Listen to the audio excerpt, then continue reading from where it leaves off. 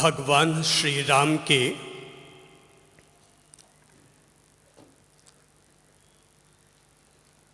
दिव्य चरित्र से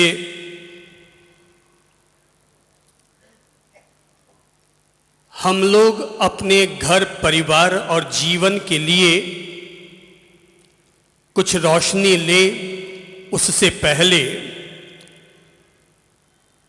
श्री भगवान के उन पवित्र पावन चरणों को हम सभी लोग अपनी ओर से सादर प्रणाम समर्पित करते हैं। उन चरणों को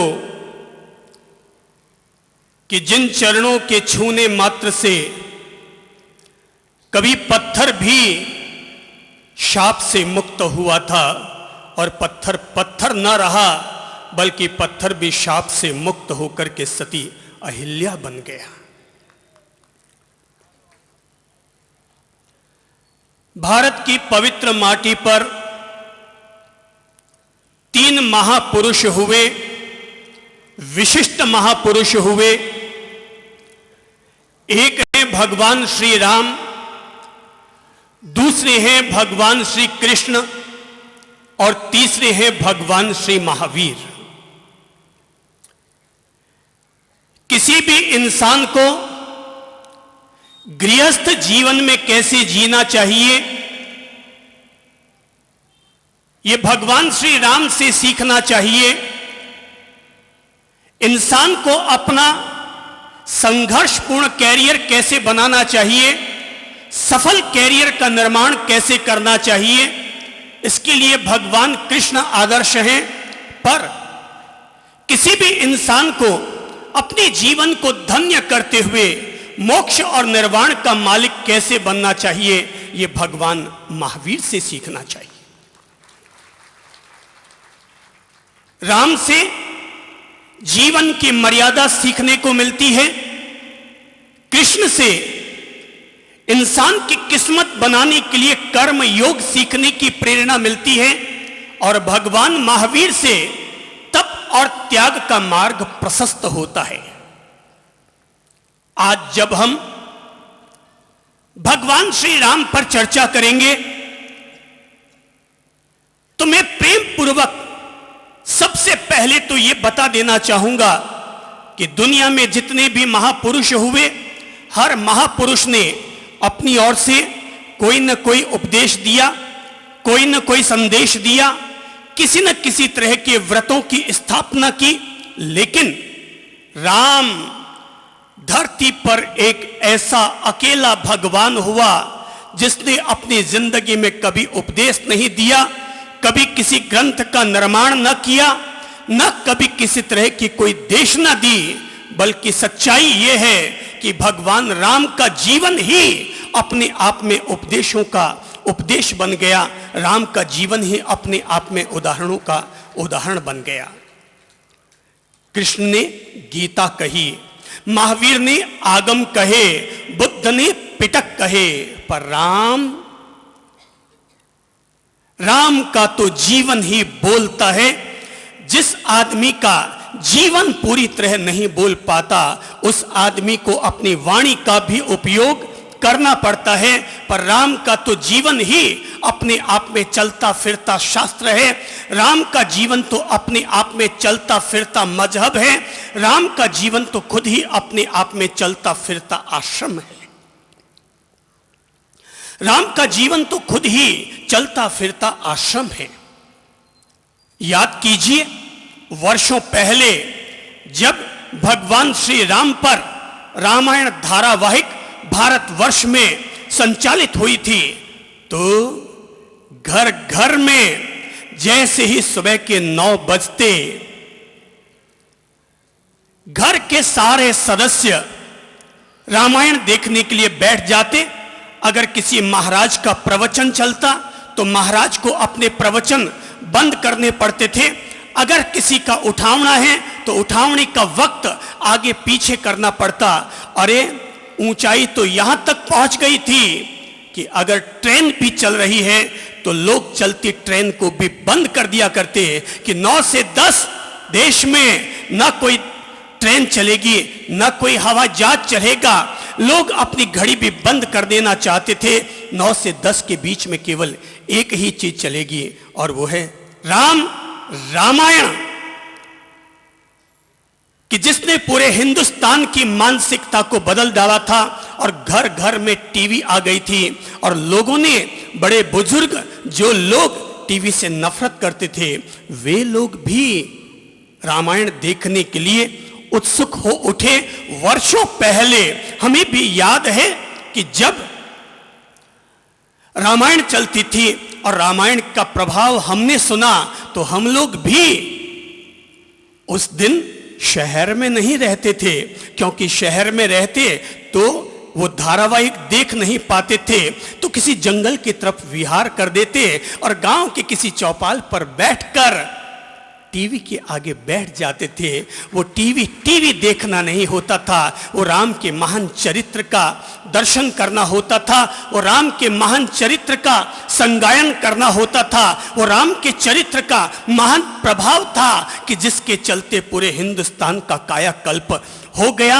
अरे जब हजारों वर्षों के बाद दुनिया राम के चरित्र से प्रभावित हो सकती है, तो इसका मतलब यह हुआ कि हे राम, तुम अपने समय में हुए, तुमने अपने युग का कायाकल्प किया होगा, तुमने अपने युग का नव निर्माण किया होगा। लेकिन हकीकत यह है कि राम अपने समय में जितने उपयोगी थे, आज के समय में राम का चरित्र कहीं अधिक प्रासंगिक है और लोग राम के चरित्र से आज भी बहुत कुछ सीख सकते हैं।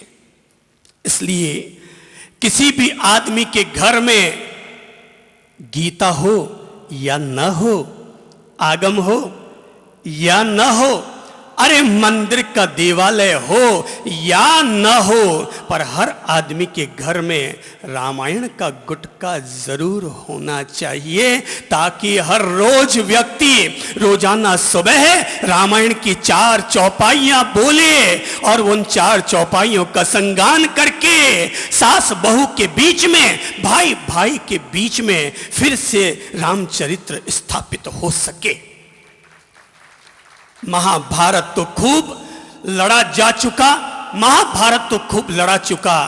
अब दुनिया में महाभारत की जरूरत नहीं, अब दुनिया में केवल रामायण की जरूरत है,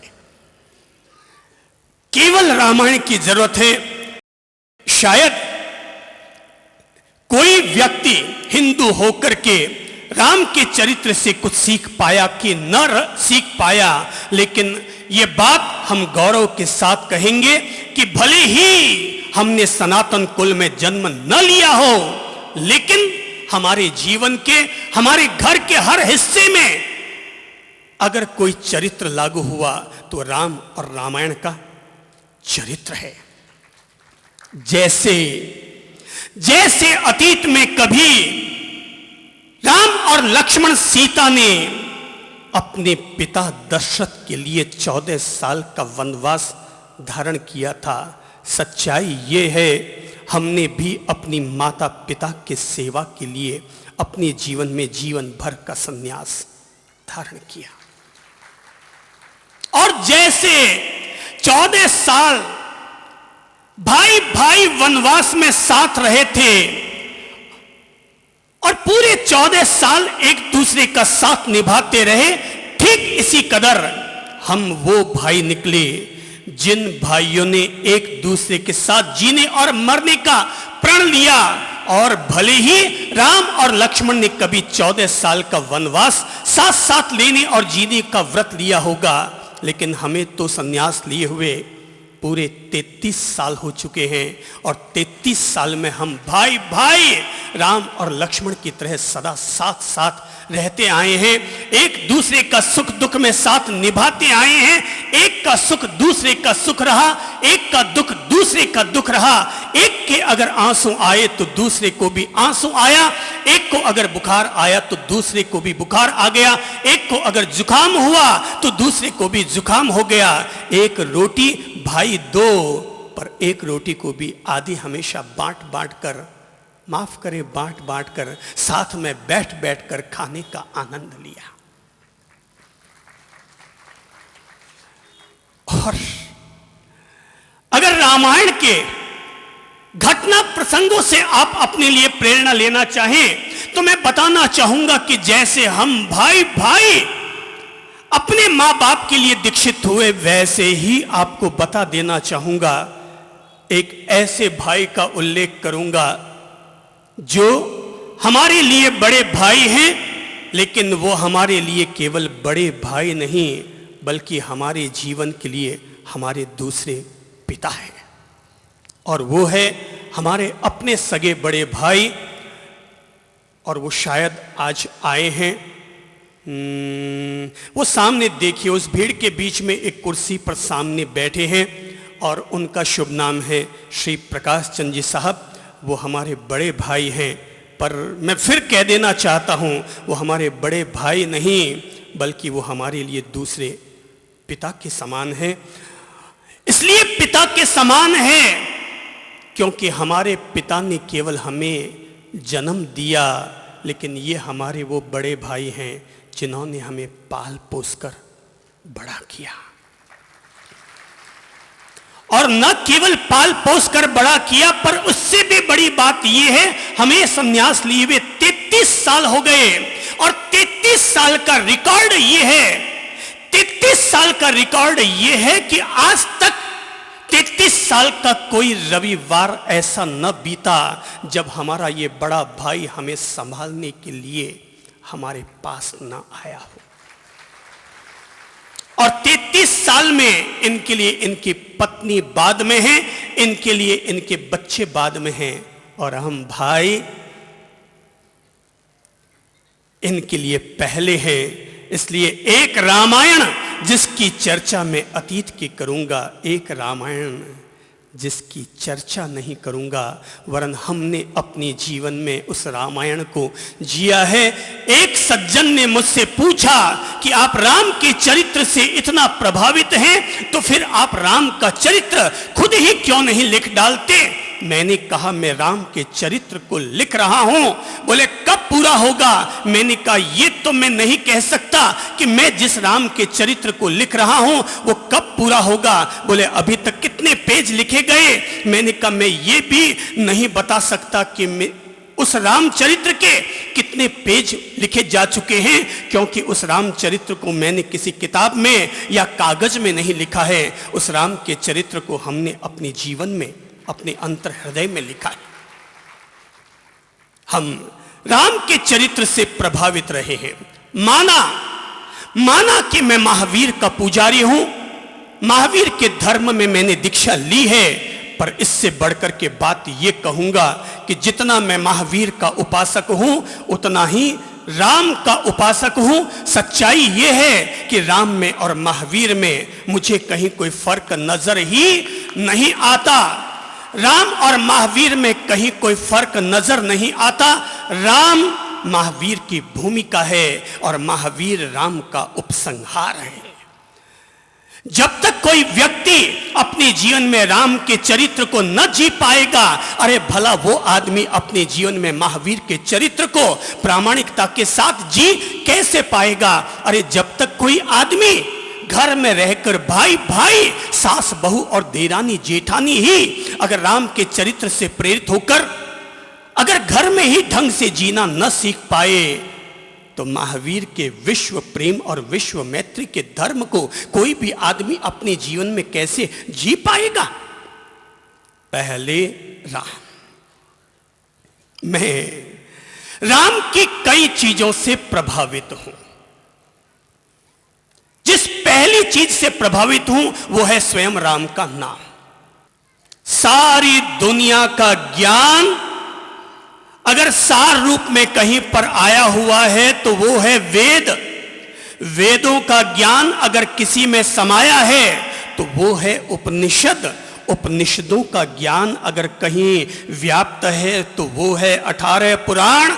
18 पुराणों का सार अगर किसी में है तो वो है गीता। और गीता का सार अगर किसी अक्षर में ला करके इकट्ठा करना है तो वो शब्द बनता है महावीर। वो शब्द बनता है केवल 4 अक्षर का शब्द और वो है महावीर। पर अगर महावीर का भी सार अगर ले लिया जाए तो 2 अक्षर का शब्द बनता है और वो है राम। वो है राम। मैंने कहा राम और महावीर में कोई फर्क नहीं है। जरा राम का विस्तार कीजिए और महावीर का संक्षेप कीजिए। महावीर का अंतिम अक्षर क्या है? क्या है जरा बोलो तो? र। और राम का पहला अक्षर क्या है? र। महावीर का पहला अक्षर क्या है? मां। और राम का अंतिम अक्षर क्या है? मां। महावीर को अगर संक्षेप में कहना हो तो राम बन जाता है। राम का अगर विस्तार कर दिया जाए तो वही महावीर बन जाता है। राम का अर्थ होता है रमण करने वाला और महावीर का अर्थ होता है अपने क्षत्रियत्व धर्म का उपयोग करने वाला। महावीर। महावीर का मां। महावीर का मां महादेव का परिचायक है।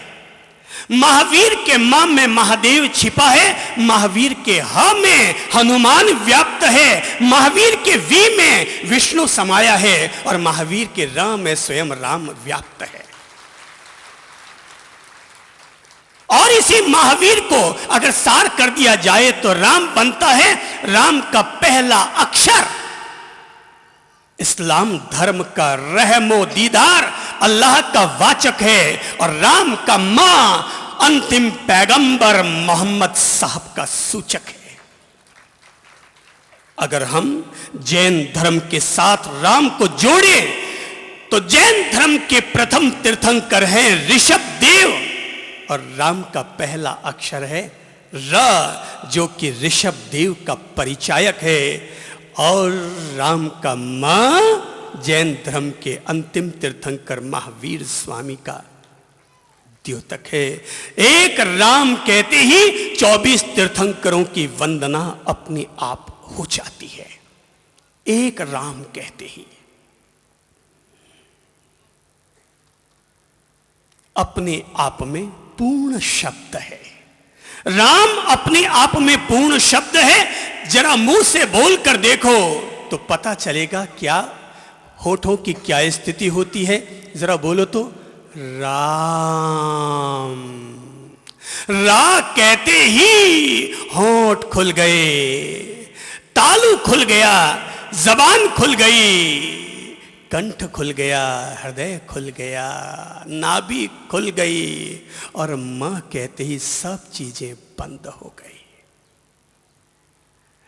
राम। हमारे पिताजी जब भी कभी कोई बड़ा कष्ट आ जाता तो कहा करते थे श्री राम जय राम, जय जय राम, मेरा कष्ट हरो भगवान। श्री राम जय राम, जय जय राम, मेरा कष्ट हरो भगवान। श्री राम जय राम, जय जय राम, मेरा कष्ट हरो भगवान। कोई भी व्यक्ति अपने आप पर आए हुए कष्ट को अगर वो कष्ट समझता है तो श्री राम जय जय राम की अगर व्यक्ति धुन लगाना शुरू कर दे तो राम के नाम का ये महात्म्य है। राम के नाम का यह महात्म्य है कि स्वयं राम का नाम ही आदमी के कष्ट को दूर करने में संकट मोचक हनुमान का काम कर दिया करता है।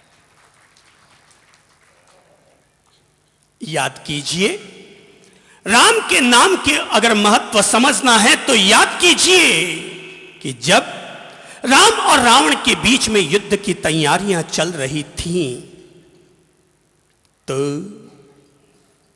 समुद्र को लांघना था और समुद्र लंघन के लिए राम ने महादेव की उपासना की थी। सूर्य सागर देवता की उपासना की और सागर देवता को प्रकट होने के लिए अनुरोध किया। आखिर में जब 3 दिन के बाद सागर के देवता जल देवता प्रकट होकर के आए तो उन्होंने कहा कि भगवान, आपको सागर को सुखाने के लिए ब्रह्मास्त्र का उपयोग करने की जरूरत नहीं है। अगर नल और नील और ये वानर, ये हनुमान अगर किसी पत्थर पर आपका नाम लिख करके आपका नाम लिख करके अगर सागर में छोड़ देगा, वो पत्थर पानी में नहीं डूबेगा। मेरा ये अपनी ओर से दावा है, मैं भी अपनी तरफ से मदद करूंगा। और तब हनुमान, नल, नील, जांबवंत सभी लोग बड़े बड़े पत्थर उठा उठा कर लाने लगे और पत्थर पर राम का नाम, राम का नाम, राम का नाम लिखा जाने लगा। हनुमान हर बड़े पत्थर पर राम का नाम लिखता गया। हनुमान जी लिखते चले गए और पत्थर को पानी में छोड़ते चले गए। पत्थर तिरे की डूबे, तिरे की डूबे, सारे पत्थर तिरते चले गए, सारे पत्थर तिरते चले गए और पुल का निर्माण होना शुरू हो गया।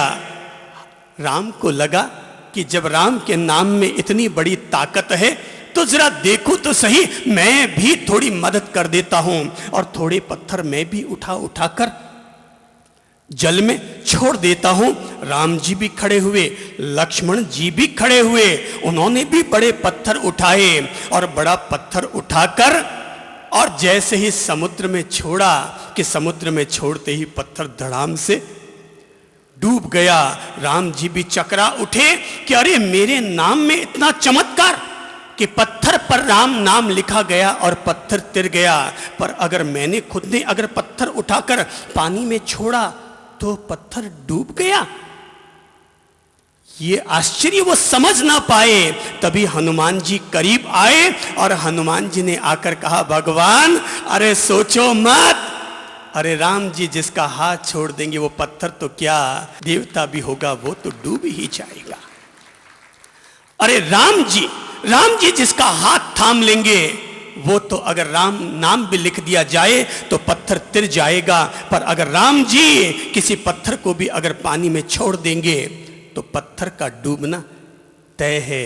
ये राम का नाम है भाई, ये राम के नाम की महिमा है कि लोग आज भी राम राम राम राम राम राम राम राम करते रहते हैं। जिस आदमी को बहुत तेज गुस्सा आता है, अगर उसका गुस्सा किसी भी तरीके से अगर उससे छूट ना पाया, वो एक ही काम करे, रोजाना सुबह और शाम 27 बार केवल एक ही मंत्र का जाप करे और वो है राम राम राम राम राम राम राम राम। और 27 बार सुबह 27 बार शाम को राम के नाम का जाप करे, आदमी का क्रोध छंटेगा, आदमी के मन के विकार हटेंगे, आदमी का मन शांत, पवित्र और निर्मल होगा। ये राम के नाम का प्रत्यक्ष चमत्कार है, प्रत्यक्ष चमत्कार है। तो मैं राम के नाम से प्रभावित हुआ। जिस दूसरी चीज से प्रभावित हुआ वो था राम का स्वभाव, राम का नेचर, उसकी प्रकृति, राम जी की प्रकृति। और किसी भी व्यक्ति का अगर स्वभाव अच्छा है, वो आदमी भले इंसान के रूप में क्यों न पैदा हुआ हो, लेकिन हकीकत में जिस आदमी का स्वभाव अच्छा होता है वो इंसान के रूप में इंसान नहीं होता, बल्कि इंसान के रूप में वो भी स्वयं राम ही होता है। जिस भी व्यक्ति का स्वभाव राम जैसा होता है, देखो समझो राम जी का स्वभाव कैसा। कहते हैं कि सीता जी का स्वयंवर चल रहा था और उनके स्वयंवर में देश भर के सारे राजा महाराजा राजकुमार आमंत्रित थे, लेकिन कोई भी परशुराम का धनुष, महादेव का धनुष उठाने में सफल न हो पाया। तो राजा जनक ने सारी क्षत्रिय सभा को ललकारा और कहा कि क्या ये सारे भारतवर्ष के क्षत्रिय, ये सारे राजकुमार क्या सबके सब नपुंसक हो गए? लक्ष्मण को तैश आया, लक्ष्मण खड़ा हुआ और अपनी ओर से राजा जनक को ललकारने लगा, लेकिन तभी राम ने संकेत दिया और कहा कि अपने स्थान पर आकर के बैठ जाओ। और जब आकर के बैठ गया, जब सारी राजसभा में कोई भी व्यक्ति न बच पाया जो कि धनुष को उठा सके, तो महर्षि विश्वामित्र ने अपने बगल में बैठे हुए राम की पीठ पर हाथ रखा और हाथ रख करके राम को संकेत दिया, जाओ वत्स, अब ये पुनीत कार्य तुम संपन्न करो। और तब राम खड़े होते हैं और कहते हैं कि पलक झपकते ही राम उस धनुष को उठा लेते हैं। न केवल धनुष को उठा लेते हैं, बल्कि जैसे ही उस पर तीर संधान करने लगते हैं कि धनुष के 2 टुकड़े हो जाते हैं। परशुराम भी चले आते हैं, उनको भी शांत किया जाता है। सीता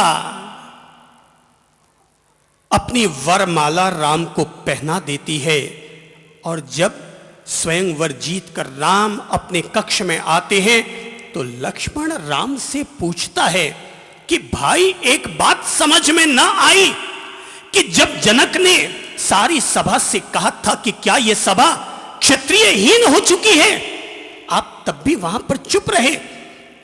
मैंने कुछ कहना चाहा तब भी आपने मुझे बैठा दिया। आखिर इसका कारण क्या? आप वहां पर चुप क्यों रहे? राम ने कहा, भाई दरअसल मैं चुप इसलिए रहा क्योंकि अपन राजा जनक की सभा में अयोध्या के राजकुमार बनकर के नहीं आए थे। अपन अयोध्या से जब निकले थे तो महर्षि विश्वामित्र ने महाराज दशरथ से राम और लक्ष्मण को किसी ताड़का का वध करने के लिए मांगा था।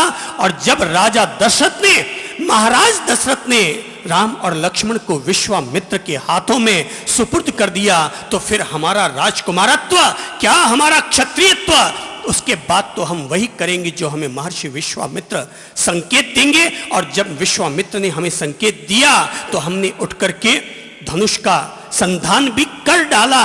तब लक्ष्मण खड़ा हुआ और लक्ष्मण ने खड़े होकर अपने बड़े भाई राम को गले लगाते हुए कहा, भाई आज मैं आपसे अपने जीवन में एक नया गुण सीख रहा हूं और वो गुण है धैर्य धारण करने का गुण, कि राम विपरीत परिस्थिति में भी धैर्य धारण करता है। और जो व्यक्ति विपरीत परिस्थिति बन जाने पर भी, अपमानित शब्द सुन लेने पर भी जो व्यक्ति अपने दिल में धीरज रखता है, वही व्यक्ति दुनिया में राम कहलाता है।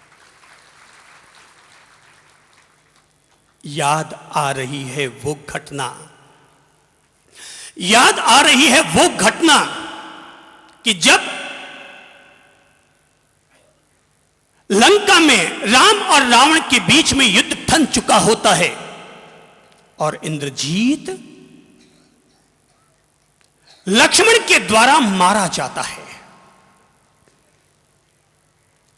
कई दिनों तक संघर्ष चलता है, लक्ष्मण के पसीने निकल जाते हैं।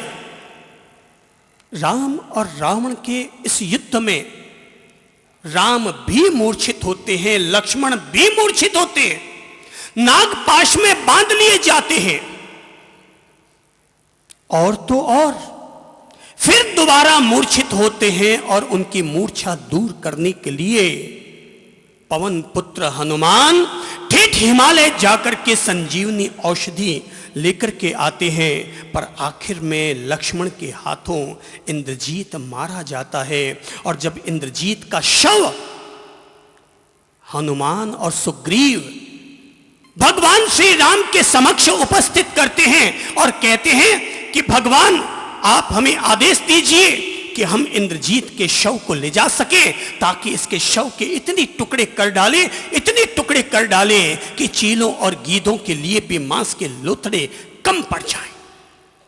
आप हमें आदेश दीजिए। लेकिन राम ये सुनते ही गंभीर हो जाते हैं। सुग्रीव को देखते हैं, हनुमान को देखते हैं, उनके द्वारा कहे जाने वाले इन ओछे शब्दों को सुनते हैं। राम गंभीर हो जाते हैं, अपने आसन से खड़े होते हैं और कहते हैं, इंद्रजीत, दुनिया में ऐसी संतान न कभी हुई है और न कभी ऐसी संतान होगी।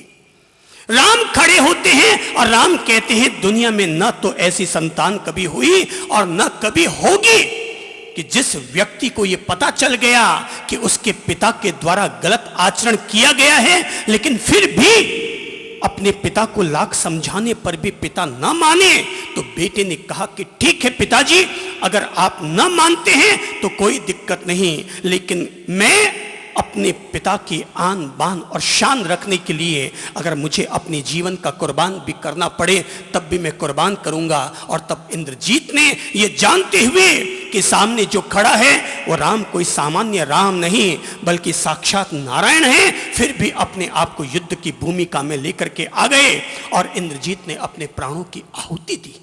इंद्रजीत ने प्राणों की आहुति दी पिता के लिए। एक पुत्र ने अपने प्राण त्याग दिए। जैसे राम ने पिता के वचनों की आन रखने के लिए 14 साल का वनवास लिया, वैसे ही इंद्रजीत ने अपने पिता के आन बान और शान रखने के लिए अपनी ओर से अपने आप को शहीद कर डाला, कुर्बान कर डाला। और तब राम खड़े हुए, खड़े होकर इंद्रजीत के शव के सामने गए, हाथ जोड़े, इंद्रजीत को प्रणाम किया। भले ही कोई व्यक्ति दुश्मन भी क्यों ना हो, पर दुश्मन का शव भी अगर तुम्हारे द्वार पर आ जाए तो स्वागत और सम्मान करने के योग्य होता है। अगर कोई दुश्मन का शव भी तुम्हारे द्वार पर आ जाए तो वो भी सम्मान के काबिल होता है। और तब राम ने संसार का एक महान स्वभाव दिखाया, और स्वभाव ये दिखाया कि राम खड़े हुए और खड़े होकर उन्होंने अपने कंधे पर रखा हुआ उत्तरीय वस्त्र, जो ये उन्होंने चदरिया ओढ़ रखी थी, राम ने अपनी चदरिया उतारी और इंद्रजीत के सम्मान में उसके शव पर ओढ़ा डाली। ये है राम का महान स्वभाव। ये है राम का महान स्वभाव कि जिसके चलते कोई व्यक्ति चाहे जिस कुल और परंपरा में क्यों न जन्मा हो, क्यों न दीक्षित हुआ हो, लेकिन किसी भी महापुरुष के द्वारा अगर इस तरह का सद्व्यवहार दिखाया जाता है, सचमुच वो आदमी भले ही किसी राजा दशरथ की संतान क्यों ना हो, लेकिन फिर भी वो व्यक्ति भगवान कहलाने के काबिल हुआ करता है। याद कीजिए कि जब 14 साल का वनवास बिताकर राम लक्ष्मण सीता लौटकर आए, सारी अयोध्या में उनके स्वागत की तैयारियां चल रही थी, दीप जलाए जा रहे थे, आतिशबाजी की जा रही थी, गली गली मोहल्ले मोहल्ले में नृत्य हुआ चला जा रहा था कि राम जी आ रहे हैं, उनके राम जी आ रहे हैं। 14 साल जंगल में बिताकर राम जी चले आ रहे हैं।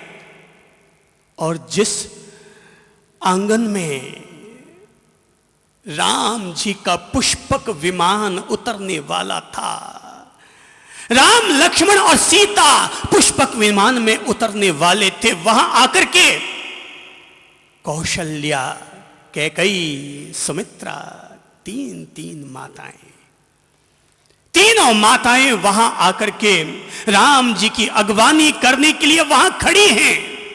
और जैसे ही राम जी पुष्पक विमान से नीचे उतरकर उन्होंने कदम रखा, कदम रखते ही सामने 3 माताएं थीं।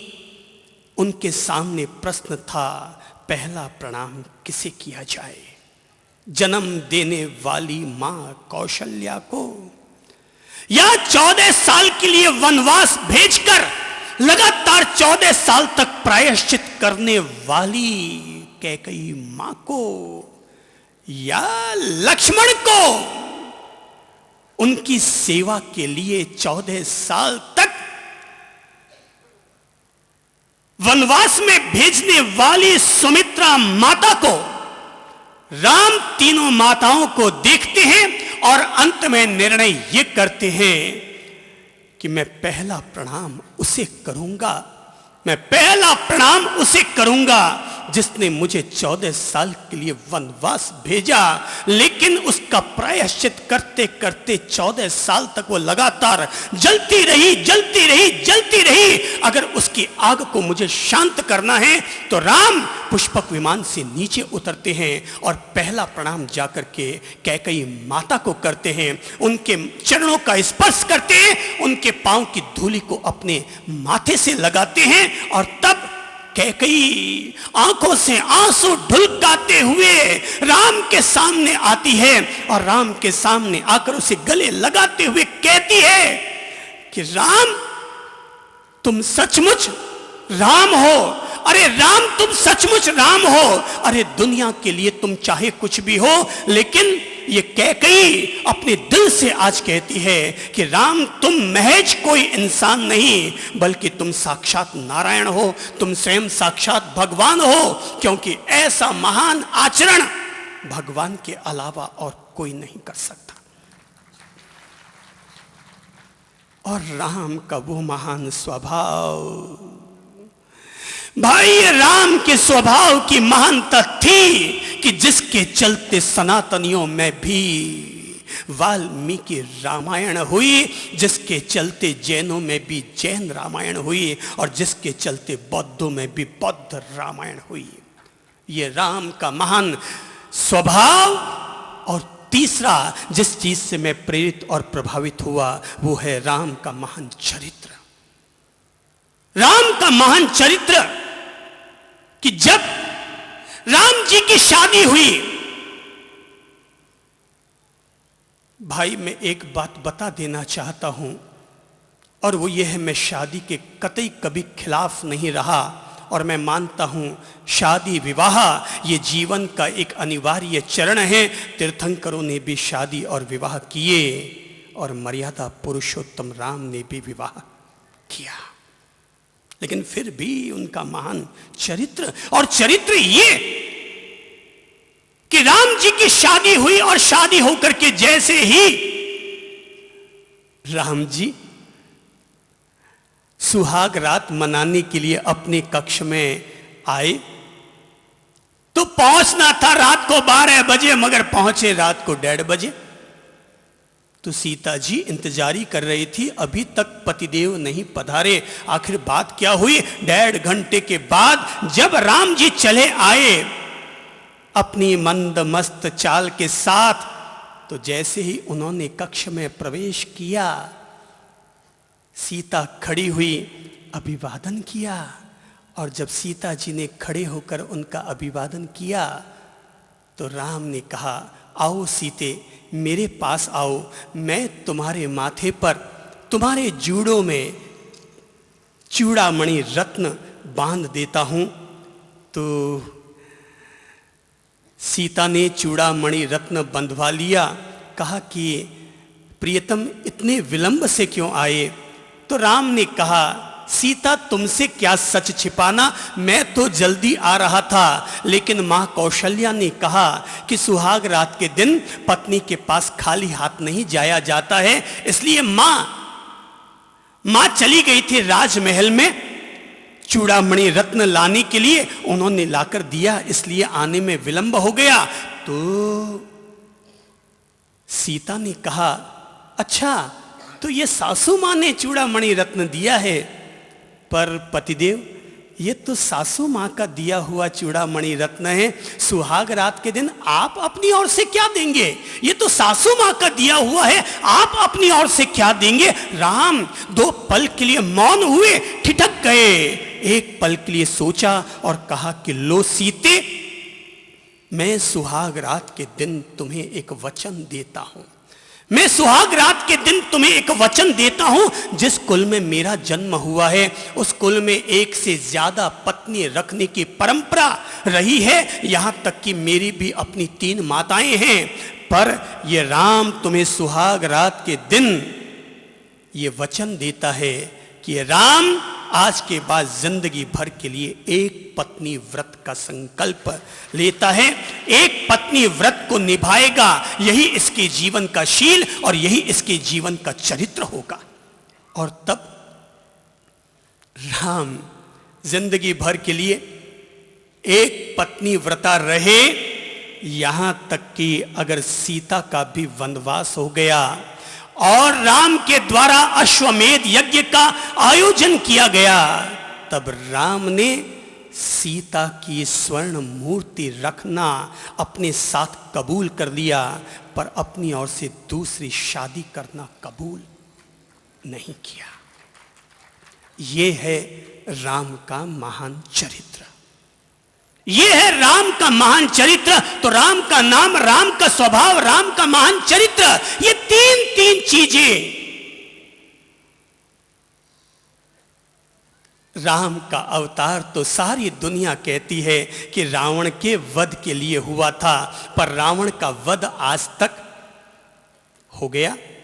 कहने के नाम पर रावण का वध हो गया होगा, पर हर साल तब से लेकर आज तक लोग रावण के पुतले फूंक रहे हैं, रावण के पुतले फूंक रहे हैं, और आज भी हर साल रावण के पुतले फूंके जा रहे हैं। जितना जितना लोगों ने रावण के पुतलों को फूंका है, रावण उतना उतना दुनिया में और पैदा होता चला गया है। रावण तब भी मरा था, आज भी मरेगा, पर रावण तब भी था, आज भी है। अरे अब रावण, वो रावण लंका का रावण नहीं है तो क्या हुआ? आज की तारीख में भ्रष्टाचार का रावण तो पूरे हिंदुस्तान में, भ्रष्टाचार का रावण तो पूरे देश में फैला हुआ है। और तब रावण को खत्म करने के लिए राम ने अवतार लिया था। अब तो भ्रष्टाचार के रावण को खत्म करने के लिए किसी एक अन्ना हजारे ने अवतार लिया है,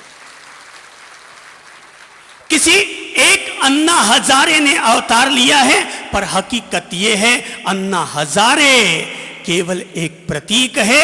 हकीकत यह है, अब तो हर बच्चा बच्चा राम बन गया है। जैसे हर बच्चा बच्चा अन्ना हजारे बनता जा रहा है, वैसे ही अगर देश का हर बच्चा बच्चा राम हो जाए तो भारत फिर से स्वर्णिम भारत बन जाए। भ्रष्टाचार के रावण का अगर अंत करना है, सारे देश में अन्ना हजारों को पैदा होना होगा। इन रावणों को अंत करने के लिए राम को जन्म फिर से लेना होगा। एक हुआ था रावण पहले, उसके लिए राम आए। अब हर घर में रावण बैठा, इतने राम कहां से लाए, इतने राम कहां से लाए। एक हुआ था रावण पहले, एक हुआ था रावण पहले, उसके लिए राम आए। अब हर घर में रावण बैठा, इतने राम कहां से लाए, इतने राम कहां से लाए।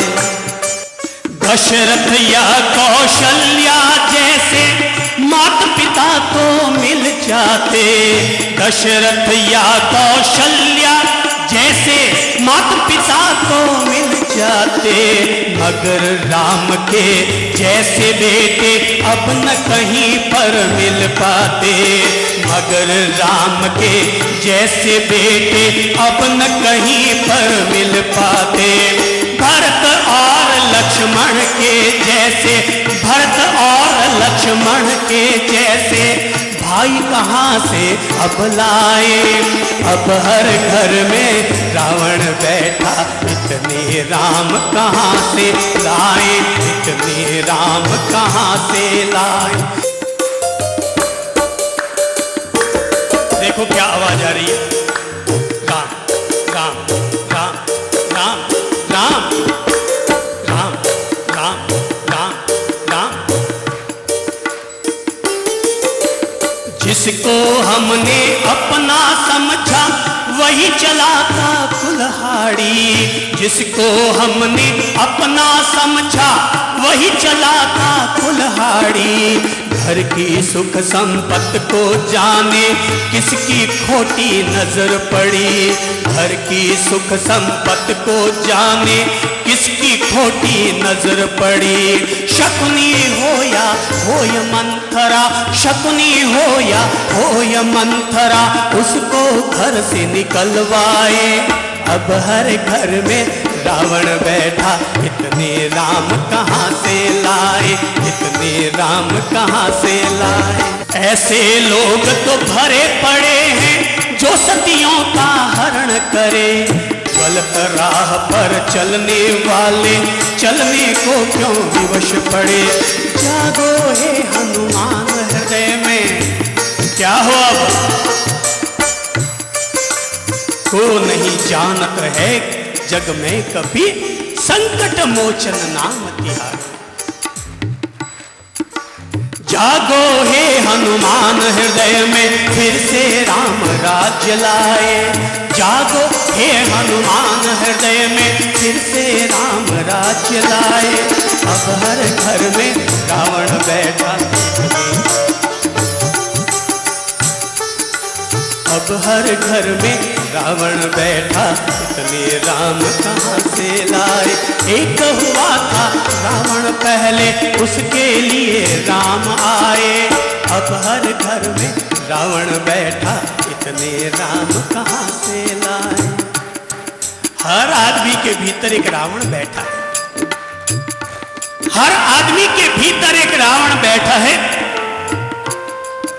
समाज में चली जाओ तो समाज में एक रावण बैठा है जो समाज को तोड़ रहा है।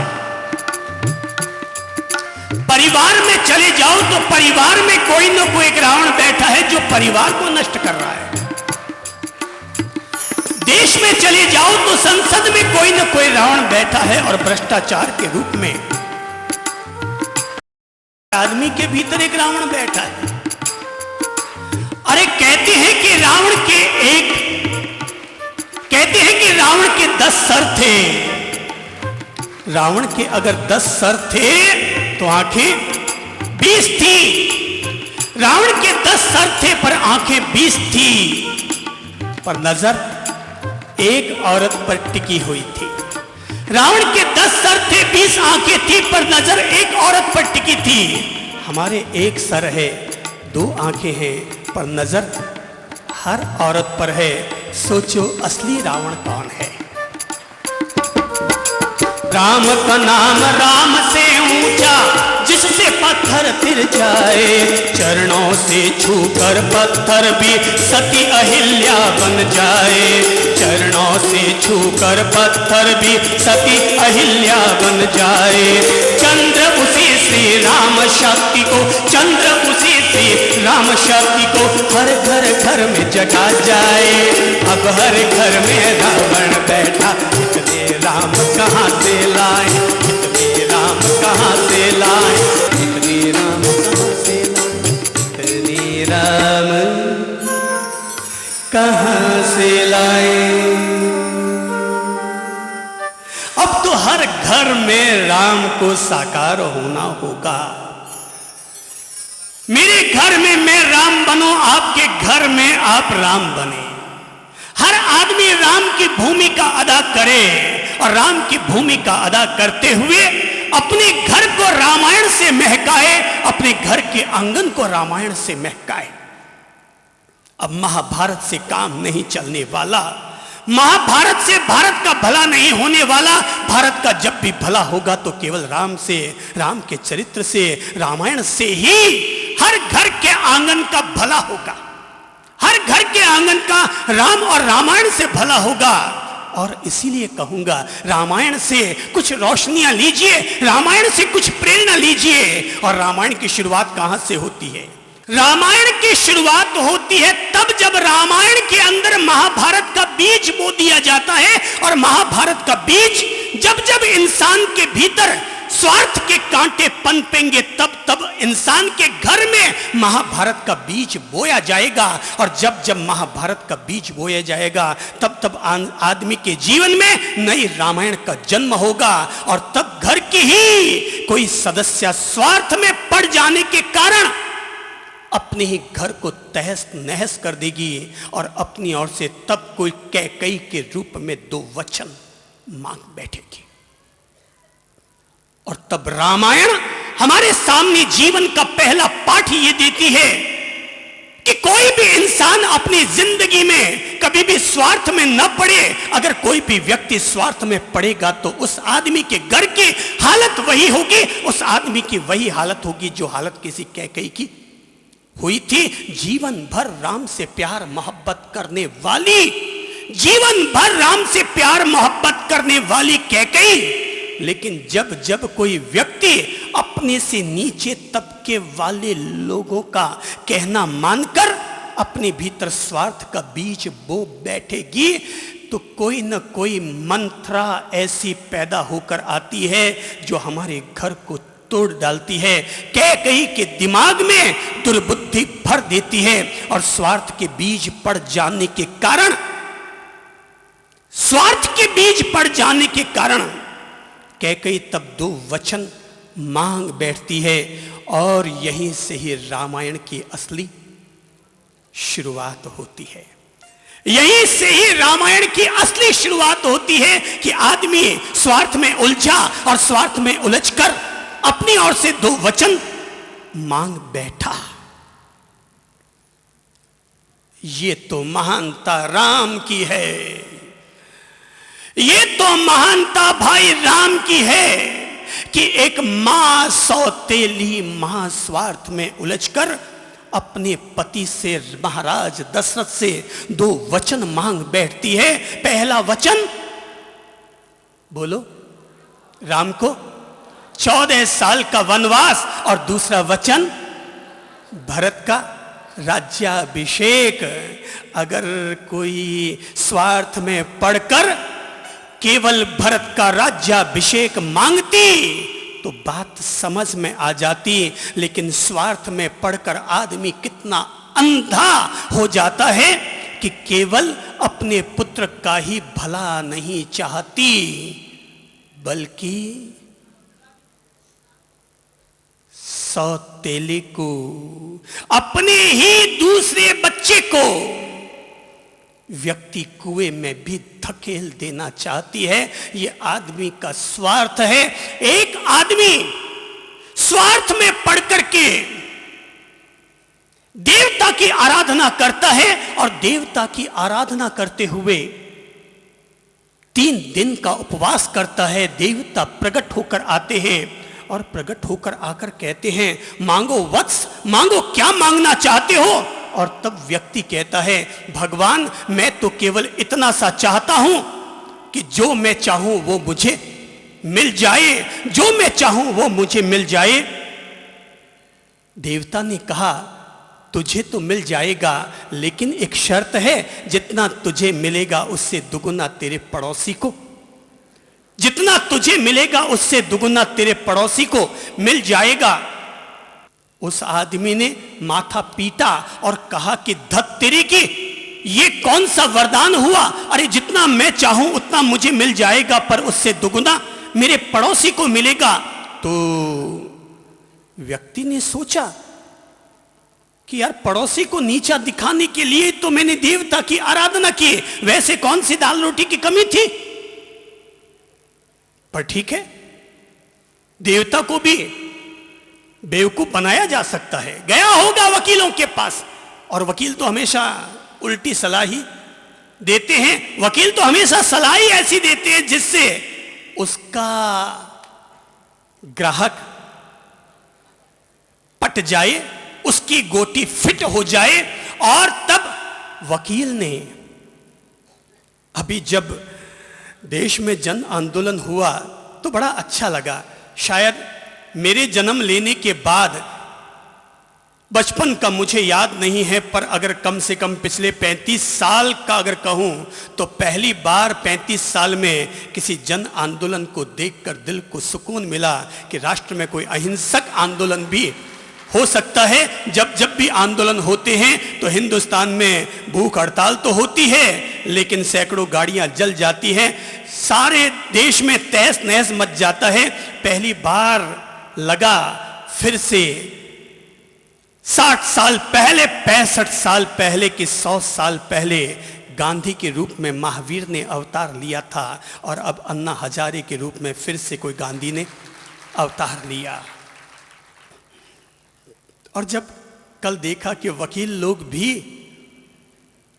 हड़ताल पर आए हैं, वकील लोग भी अनशन पर आए हैं, तो देखकर सुकून मिला कि दिन भर कोर्ट कचहरियों में झूठ सांच करने वाले ये कौम वो भी भ्रष्टाचार के खिलाफ हो गई है। ये देश के लिए बड़े सुकून की बात है। आज नहीं कल 2 साल बाद भी देश में अगर अन्ना हजारे की वजह से अगर 15% भी भ्रष्टाचार कम होता है तो ये भी बहुत बड़ी जीत कहलाएगी। अगर 15% भ्रष्टाचार भी अगर कम होता है तो वकील के पास गया। वकील ने सलाह दी, अरे भाई जहां जहां कानून है वहां वहां बचने के 100 रास्ते हैं। जा तू तो अपने देवता के पास जा और जाकर के बोल कि मेरे घर के बाहर 3 तल्ले का मकान बन जाए। तो देखा कि 3 तल्ले का मकान बन गया है, पर पड़ोसी का 6 तल्ले का बन गया। उसने कहा इसका मतलब तेरा वरदान पक्का है, फल साबित हो सकता है। अब जा और जाकर के बोल कि मेरे घर के बाहर एक बड़ा कुआं खुद जाए। जा और बोल कि मेरे घर के बाहर एक बड़ा कुआं खुद जाए।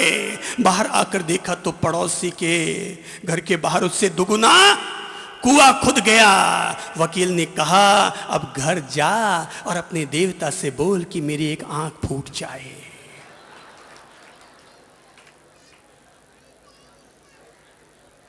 जब जब आदमी के भीतर स्वार्थ पैदा होगा तब तब आदमी ऐसे ही कोई बुरी कल्पनाएं अपने दिल में लाएगा कि जैसे मेरे घर के बाहर एक कुआं खुद जाए तो पड़ोसी के घर के बाहर क्या होगा? 2-2 कुएं खुदेंगे। मेरी आंख फूट जाए तो मेरी एक आंख फूट जाए तो पड़ोसी की दोनों आंखें फूट जाए। कैकई ने भी सोचा मेरे बेटे को राजगद्दी मिल जाए तो राम जी को 14 साल का वनवास मिल जाए। अरे हकीकत यह है कि जब जब भी कोई आदमी स्वार्थ में उलझेगा तब तब ये रामायण के बीज बो दिए जाएंगे और आदमी स्वार्थ में उलझकर अपने आप को कैकई बना बैठेगा। सोचो कोई व्यक्ति अपनी जिंदगी में कैकई बनना चाहेगा या सीता बनना चाहेगी? बोलो बहनों, आप लोग अपने जीवन में क्या बनना चाहेंगे? त्याग करने वाली सीता या स्वार्थ में उलझने वाली कैकई? अगर आप खुद एक स्वर में ये कहती हैं कि हम सीता बनना चाहती हैं तो कृपा करके अपने जीवन में पलने वाले स्वार्थ का त्याग करें। क्या मेरा, क्या तेरा, क्या देरानी का, क्या जेठानी का, क्या सास का, क्या बहू का। अरे जिस घर में आप चली गई उस घर में जाकर के जब आपने अपना तन मन धन सब कुछ दे डाला तो वहां पर 4 सोने की चूड़ियों को लेकर फिर आप अपना तेरा और मेरा क्यों करती हैं? जब आपने इस घर में आकर के अपना तन दे दिया, मन दे दिया, धन दे दिया, अपने आप को कुर्बान कर डाला, अब वहां पर 4 ठीकरों को लेकर, ये चांदी के 4 कप और प्यालों को लेकर और अपना ताला अलग, उनका ताला अलग। अरे सासू माताओं, तुम मरोगे तो अपनी छाती पर लेकर के नहीं जाओगे, छोड़कर इन्हीं पर जाना है। तो जब तय है इन्हीं के लिए छोड़कर जाना है तो शादी होकर आए ना, तो घर की चाबियां इन्हीं को पकड़ा देना, अपने नाम से घर का केवल रजिस्ट्रेशन बनाए रखना, बाकी सब इन टाबर टिंगर बहुओं को दे देना। घर का रजिस्ट्रेशन इसलिए अपने नाम रखना ताकि तुम्हारी वैल्यू बनी रहे, और घर की चाबियां इसलिए घर के सारी बहुओं को पकड़ा देना ताकि घर में दुराव ना रहे कि ये मेरा और ये तेरा, सब कुछ तेरा। अरे जिस दिन घर में शादी करके लाओ ना, शादी करके लाते ही दोनों लोग एक एक काम करना, दोनों लोग एक एक काम करना। सासू तो घर में आते ही बहू को क्या करे? घर की चाबी पकड़ा देना, और बहू जैसे ही घर में आए तो घर में आते ही पीहर का लाया हुआ माल संभला देना और कह देना तेरा तुझको सौंपते क्या लागे है मेरा, तेरा तुझको सौंपते क्या लागे है मेरा। स्वार्थ जब तक रहेगा धरती पर रामायण का केवल पारायण होगा, सुंदर कांड का केवल पाठ होगा, पर किसी भी आदमी का जीवन और घर सुंदर नहीं बन पाएगा। वो बनेगा तभी जब आदमी स्वार्थ पर अपना अंकुश लगाएगा। छोड़ने में, त्याग में राम का अस्तित्व है, त्यागने में ही राम का अस्तित्व समाया हुआ है। रामायण से दूसरी प्रेरणा लो, आगे बढ़ते हैं और जैसे ही इधर वचन मांगा जाता है, वचन मांगने के बाद जैसे ही राम जी वनवास के लिए निकलने लगते हैं कि तभी सीता को पता चलता है, सीता आती है। और सीता आती है, सीता आकर कहती है कि मैं भी आपके साथ। अब देखो रामायण क्या है, यह है असली रामायण। अब कि सीता आती है और वो कहती है कि मैं भी अपने पति के पद चिन्हों का अनुसरण करूंगी। राम समझाते हैं, कौशल्या समझाती है, लेकिन सीता एक ही बात कहती है कि विवाह होने के बाद जहां पति का सुख वहां पत्नी का सुख, जहां पति का दुख वहां पत्नी का दुख, दोनों एक दूसरे के हम सफर और हम साथी बनकर के जिएंगे। और तब मैं उस घटना से प्रभावित हुआ हूं, इसलिए अब यह घटना खास तौर पर कह रहा हूं। और घटना यह है कि जब राम और सीता दोनों निकलने लगते हैं, तभी लक्ष्मण अपनी मां के पास जाता है, अपनी मां सुमित्रा के पास जाकर कहता है, माते भैया रवाना हो रहे हैं, लेकिन उनके रवाना होने से पहले मैं भी तुमसे एक वचन मांगने के लिए आया हूं। सुमित्रा कहती है कि बेटा, ये वक्त वचन मांगने का वक्त नहीं है। अरे पहले ही एक मां ने 2 वचन मांगे, पूरी अयोध्या अनाथ हो गई। अरे अब तू कौन सा वचन मांगने आ गया? अगर तुझे वचन मांगना है तो 2 दिन के बाद मांग लेना। लक्ष्मण ने कहा कि माते, अगर आपने एक पल की भी अगर देर कर दी तो लक्ष्मण के पास जिंदगी भर रोने और पछतावा करने के अलावा और कुछ न बच पाएगा। सुमित्रा कहती है कि बेटा, अगर ऐसी बात है तो बोल, तू क्या मांगना चाहता है? और तब लक्ष्मण मां के चरणों में गिरता है और कहता है कि मां, मैं केवल इतना सा वचन मांगना चाहता हूं कि मैं भी भगवान श्री राम की सेवा में 14 वर्ष का वनवास लेना चाहता हूं, 14 वर्ष का वनवास लेना चाहता हूं। और जैसे ही मां सुमित्रा लक्ष्मण के मुंह से यह सुनती है, अपने बेटे को अपने गले लगा लेती है, कलेजे के लगा लेती है और कहती है कि बेटा, अरे ये वचन तूने क्या मांगा? अरे सच्चाई तो ये है, ये वचन मांग करके तूने अयोध्या को अनाथ होने से बचा लिया, तूने अयोध्या की लाज रख डाली। और तब दुनिया में रामायण के द्वारा एक सत्य स्थापित होता है, और सत्य यह है कि एक भाई को भाई के कैसे काम आना चाहिए। और तब राम जी जैसे रवाना होने लगते हैं और तब लक्ष्मण आता है, और लक्ष्मण जैसे ही राम जी के साथ जाने लगता है तो मां सुमित्रा आकर लक्ष्मण से कहती है कि बेटा, केवल भाई के साथ जाना मत, बल्कि आज के बाद बड़े भाई की सेवा करना और 14 साल तक उनकी सेवा के लिए अपने आप को समर्पित कर देना। यही आज के बाद तुम्हारा व्रत होगा, तप होगा, त्याग होगा। अरे राम ने पिता के वचनों की आन रखने के लिए 14 साल का वनवास ले लिया, और तुम भाई की सेवा के लिए 14 साल का वनवास अपने जीवन में धारण कर लो। और तब लक्ष्मण वहां से निकलता है। भाई भाई के काम कैसे आता है, हर आदमी रामायण से यह बात सीखे कि भाई को भाई के कैसे काम आ जाना चाहिए। अरे जो भाई भाई के काम नहीं आता, वो कैसा भाई? वो भाई कैसा भाई जो भाई भाई के काम ना आए? पहले ललित प्रभु जी प्रवचन नहीं देते थे, मैं ही लगातार 33 साल से प्रवचन देता चला आ रहा हूं, लेकिन मुझे लगा अगर मेरा भाई समाज के बीच में खड़े होकर नहीं बोलेगा तो अपने आप को स्थापित न कर पाएगा। और तब भाई भाई को बढ़ाने के लिए आगे आया, भाई भाई को बढ़ाने के लिए आगे आया। और जैसे राम लक्ष्मण एक दूसरे के काम आए, वैसे चंद्रप्रभ ललित प्रभ के काम आया। और आज हम दो नहीं हैं, कोई भी 2 तभी तक होते हैं जब 1 + 1 1 × 1 1 भागा 1 1 - 1 होते हैं, तभी तक कोई 0 2 1 इस तरह के फल आते हैं। पर अगर 2 में से इंटू भागा माइनस ये सब अगर हटा दिए जाएं, मेरा तेरा छोटा बड़ा सारे भेद अगर हटा दिए जाएं तो फिर 1 और 1 2 नहीं होते, 0 नहीं होते, कितने होते हैं? हाँ, 11 होते हैं। ऐसे ही अगर आप 2 भाई भी साथ साथ रहेंगे तो आपकी ताकत दुगुनी कहलाएगी। हो सकता है आपका एक भाई कमजोर हो सकता है आपका एक भाई कमजोर हो, पर भाई लोगों जरा एक बात बताओ कि अगर आपका एक भाई कमजोर होगा, एक भाई अगर प्रबल होगा, तो प्रबल भाई छोटे भाई को क्या अपने पांवों पर खड़ा नहीं करेगा? क्या एक प्रबल भाई अपने छोटे भाई को अपने पांवों पर खड़ा नहीं करेगा? अरे हकीकत यह है कि बड़ा भाई अगर साथ दे जाए तो छोटे से छोटे भाई को भी अपने बराबर का बना दिया करता है। नौकर को नौकर तो हर कोई रखता है, लेकिन जो नौकर को सेठ बना दिया करता है वही आदमी दुनिया में असली सेठ कहलाया करता है।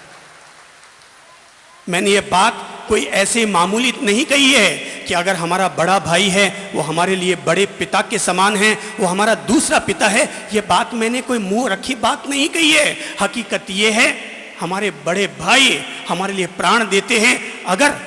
अगर मैं आप में से किसी को कहूं कि वहां हमारी कोई किताब अगर बिक रही है, उस किताब की व्यवस्था करने के लिए तुम खड़े हो जाओ, तो शर्म आएगी। साहब मैं तो सेठ आदमी हूं, मैं कोई ये नौकरों वाला काम थोड़ी कर सकता हूं। पर भाई ये हमारे बड़े भाई हैं जो ज़रूरत पड़ने पर नौकर भी बन जाते हैं। मेरे भाई का विकास होना चाहिए, मेरा भाई आगे बढ़ना चाहिए, मेरे भाई दुनिया में कायम होने चाहिए। अगर इसके लिए मुझे वहाँ पर भी जाकर के खड़ा होना पड़े तो मुझे ऐसा करने में कोई संकोच नहीं आएगा। भाई भाई के काम आना चाहिए, भाई भाई का साथ निभाना चाहिए। रामायण से हमें सीखना चाहिए, ये हमें सीखना चाहिए कि भाई भाई का साथ निभाए, भाई भाई के काम आए। और फिर देखो भाई भाई का प्रेम देखो कि जब भरत लौट कर आता है, जब भरत लौट कर आता है अयोध्या में हालत क्या होती है? चारों तरफ सन्नाटा छाया हुआ है, मां से कलह होता है, मां से झगड़ा होता है, और मां को बेटा यहां तक कह देता है कि मां, अरे मैं तुझे मां मानता था कि नहीं मानता, लेकिन राम तुझे हमेशा मां का सम्मान देता रहा। अरे उसके लिए 14 साल का वनवास मांगने से पहले अरे तेरी जबान पर कीड़े क्यों न पड़ गई, तेरी जबान कट के नीचे क्यों न गिर गई? और तब वो भरत अपनी मां कैकेयी का त्याग करता है, और कैकेयी का त्याग करके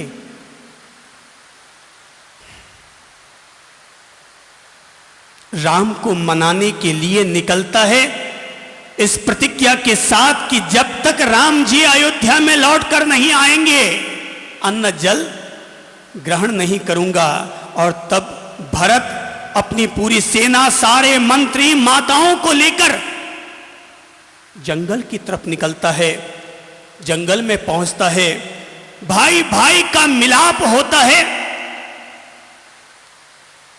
जनक जी भी आ जाते हैं, गुरुदेव वशिष्ठ जी भी आ जाते हैं, विश्वामित्र जी भी आ जाते हैं। सभी लोग राम जी को समझाने की कोशिश करते हैं, पर राम अपनी बात पर अडिग रहते हैं। और आखिर बात चलते चलते चलते चलते जब भरत ये कह देता है कि भैया अगर आप राजमहल में नहीं लौटेंगे तो ये भरत का प्रण है कि वो भी आपके साथ 14 साल वनवास में रहेगा, और अगर आप ऐसा करने की उसे रजा नहीं देते तो आमरण अनशन धारण करता है और आज के बाद अन्न जल का त्याग करता है। तब राम कहते हैं भैया मैं तुम्हारे प्रेम को देखकर इतना भाव विह्वल हो गया हूं कि अगर मुझे अपनी जिंदगी में मेरे सारे पुण्यों का अगर कोई फल मिले तो मुझे अपने सारे पुण्यों का केवल एक ही फल मिले कि मुझे अगले जन्म में भी भरत जैसा भाई जरूर मिले, मुझे भरत जैसा भाई जरूर मिले। और तब राम भरत को अपने गले से लगाते हैं, पर भरत से कहते हैं भाई मैं तुम्हारी बात को नहीं टालता, पर मैं तुमसे केवल एक बात कहना चाहता हूं कि पिताजी ने अपने वचनों की आन रखने के लिए अपने प्राणों तक का त्याग कर दिया। मैं तुम्हारी बात को नहीं टालूंगा, भले मैं बड़ा भाई हूं पर छोटे भाई की बात को नहीं टालूंगा। पर जिस वचन की आन रखने के लिए पिताजी ने अपने प्राण त्याग दिए, उन वचनों की आन रखना केवल मेरा ही धर्म नहीं, बल्कि ये छोटे भाई तुम्हारा भी उतना ही वह धर्म है, वो तुम्हारा भी उतना ही धर्म है। और तब भरत कहते हैं कि राम, ऐ मेरे बड़े भैया, अगर आपको लगता है कि पिताजी के वचनों का आन रखना आपका भी धर्म है और मेरा भी धर्म है, तो यह भरत अपने आप को फिर कुर्बान करता है और कुर्बान करते हुए कहता है कि अगर आपका आदेश है कि अयोध्या लौट जा और अयोध्या जाकर के और वहां के राज सिंहासन का संचालन कर, तो ये बड़े भाई का आदेश मानकर ऐसा कर लेगा। लेकिन वहां पर राज्य किसी भरत का नहीं रहेगा, बल्कि वहां पर राज्य तो बड़े भाई राम का ही रहेगा। और तब कहते हैं कि भरत, दुनिया में ऐसा उदाहरण कहीं देखने को नहीं मिलता, ऐसा भाई भाई का प्रेम कहीं देखने को नहीं मिलता। कि तब भरत आकर कहता है, भैया अगर आपका आदेश है तो मैं चला तो जाऊंगा, पर राज सिंहासन पर मैं नहीं, राम जी बैठेंगे, राम जी। और तब कहते हैं, भरत कहता है कि भैया मेरी अंतिम इच्छा है कि इच्छा ये है आपकी चरण पादुकाएं मुझे दे दी जाएं। और तब लक्ष्मण चरण पादुकाएं उठाकर लाता है। भरत कहता है, भैया 1 मिनट के लिए इस पर अपने पांव रख दीजिए। और तब राम जी भरत का मान रखने के लिए खड़ाऊ पर अपने दोनों पांव रख देते हैं, पांव हटाते हैं। और तब भरत उन खड़ाऊ को अपने माथे पर लगाते हुए, दोनों हाथों से खड़ाऊ को उठाते हुए अपने माथे पर रख करके अयोध्या की तरफ लौट कर आते हैं। और जब अपने छोटे भाई के दिल में अपने बड़े भाई के प्रति इतना प्रेम, सम्मान और श्रद्धा देखते हैं, तो राम जी की आंखों से आंसू झर आते हैं। और तब राम जी को एहसास होता है कि अरे ये अयोध्या का राज क्या इसके सामने मायने रखता है, भरत के छोटे भाई के प्रेम के सामने। और तब भरत राजगद्दी पर लाते हैं, खड़ाऊ को रखते हैं, खुद जमीन पर बैठते हैं और 14 साल राज का संचालन करते हैं। सोते हैं कहां? बोले भैया जंगल में सोते होंगे, जमीन पर सोते होंगे, मैं अपने बड़े भाई से ऊपर नहीं सोऊंगा, पलंग पर नहीं सोऊंगा। सो भरत जमीन में गड्ढा खुदवाते हैं और कहते हैं मैं राम जी से 2 फुट नीचे बैठूंगा, नीचे 2 फुट सोऊंगा। और तब गड्ढा खुदवा करके भरत उसमें आराम करता है, उसमें विश्राम करता है। मेरा बड़ा भाई 14 साल वनवासी बनकर जिए, कंदमूल खाए, और मैं राजमहल में रहकर और राजभोग का आनंद लूं, 56 भोग का आनंद लूं, ऐसा संभव नहीं होता।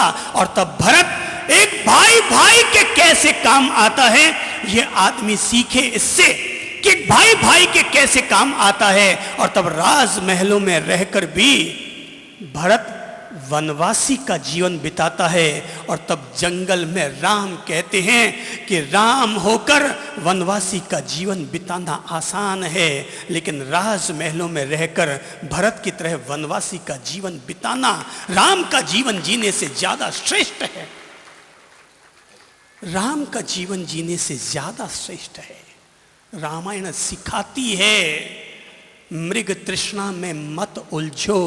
रामायण सिखाती है हर नारी अपनी मर्यादा में रहे, अपनी अपनी लक्ष्मण रेखा में रहे। जब जब नारी अपनी मर्यादा का, लक्ष्मण रेखा का उल्लंघन करेगी, सीता की तरह उसका अपहरण हो सकता है। और जब जब कोई पुरुष मृग तृष्णा में उलझेगा, तब तब उसे नकली हिरण का पीछा करते हुए असली सीता से हाथ धोना पड़ेगा। हर आदमी को अपने भीतर का आत्मविश्वास जगाना पड़ेगा। माना कि लंका 400 योजन दूर है, पर जब तक दूर मानते रहोगे तभी तक दूर है। और जिस दिन जीवन में आने वाली कठिनाइयों को पार लगाने का हनुमानी संकल्प, बजरंगी संकल्प अपने भीतर जगा लोगे तो दुनिया में कोई भी समुंदर नहीं होता। हर समुंदर पर भी राम सेतु का निर्माण हो जाया करता है। रामायण सिखाती है अपने शील पर सदा अडिग रहो। सीता अपने शील के कारण रावण की अशोक वाटिका में भी अपने आप को सुरक्षित रखने में सफल हो गई। ऐसे ही जो भी माता और बहन और भाई अपने अपने शील पर अपने आप को कायम रखेंगे, उस हर व्यक्ति के द्वारा फिर उसके जीवन में रामायण चरितार्थ होगी। रामायण हमें सिखाती है हर भाई बहन अपने मुंह से निकलने वाले शब्द पर हमेशा कायम रहे, अपने मुंह से निकलने वाले शब्द पर कायम रहे। प्राण जाए पर वचन न जाए। मुंह से अगर वचन निकल गया, हर हालत में हर आदमी उस पर अडिग बना रहे।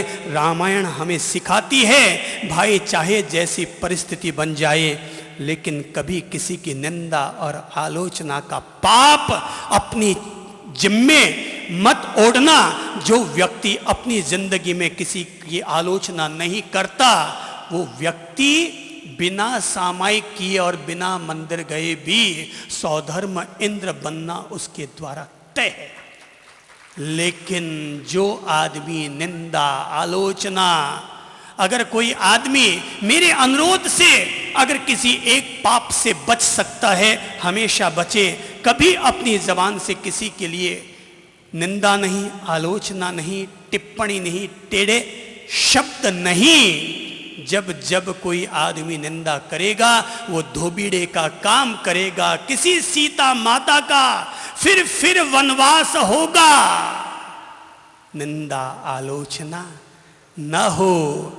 उधर अगर स्वार्थ नहीं होगा, कैकेयी पैदा नहीं होगी, इधर अगर निंदा और आलोचना न होगी तो सीता का वनवास न होगा।